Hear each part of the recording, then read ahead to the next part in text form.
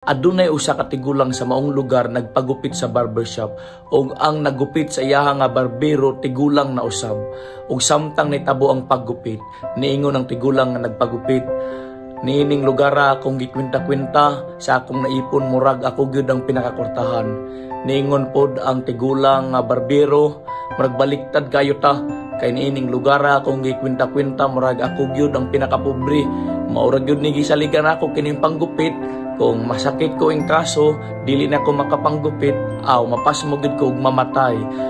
Layo gud kaayo ang kalahian natong duha kung imong itandi mga 5,000. Ni katawa ang tigulang nga nagpagupit na sa hunahuna nga unsay 5,000 ngang agwat gani sa ubang mga tawo namo mga minilyon unya dayon ikaw noon pobre kayo 5,000 rang agwat. Ug nangutana ang kadtong tigulang nga nagpagupit, nganong nakaingon makag 5,000? Ug nitubag ang tigulang nga barbero, tigulang naman kayo ta, pila ka tuig gikan karong mga matay gyud ta, ambot kinsay mauna sa atoa.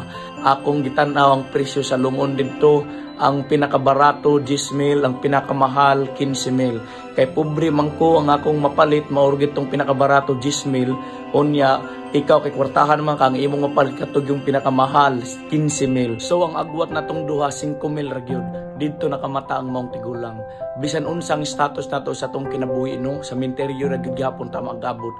Dili gyud nato mapalit ang kinabuhi.